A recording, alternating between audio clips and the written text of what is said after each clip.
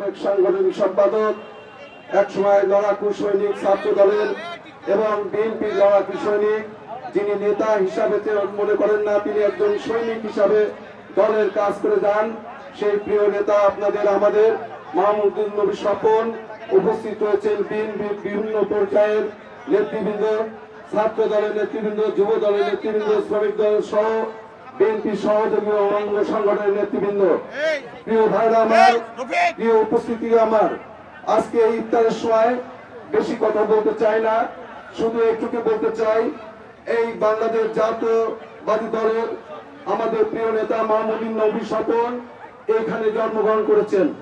এখানে আরেকটা কুলাঙ্গার জন্মগ্রহণ করেছেন, যে সাইদ এখানে আমাদের এই দোগাছি ভাড়া ইউনিয়নের বালুর চর থেকে শুরু করে বিভিন্ন জায়গায় দখলদারি করে মানুষের উপর অত্যাচার নির্যাতন করে আওয়ামী লীগের যে ব্যানার গাড়িয়ে আজকে মানুষের উপর যে নির্যাতন করেছে, একদিকে সে শহীদ আর আরেকদিকে বিএনপির যে সন্তান, মানুষের শান্তিপ্রিয়, মানুষের শান্তি চায়।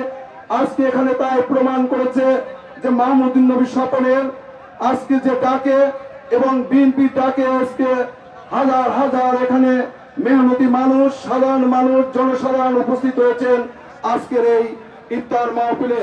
আজকে তা প্রমাণ করতে চাই আওয়ামী লীগ এবং বিএনপির মধ্যে যে পার্থক্য, সেই পার্থক্য আজকে মাহমুদুল স্বপন এবং সাইদির মধ্যে সেই পার্থক্য।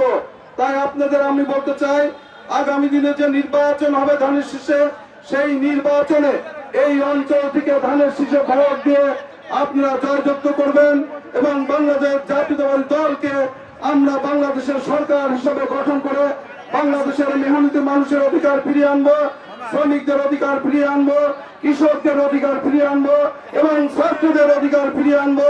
এই আশা আকাঙ্ক্ষা রেখে আমি আমার সংক্ষিপ্ত কথাগুলো শেষ করছি। সবাই ভালো থাকুন। বাংলাদেশ জাতীয়তাবাদী দল জিন্দাবাদ, বেগম খালেদা জিয়া জিন্দাবাদ। সবাই ভালো থাকুন। আসসালামু আলাইকুম।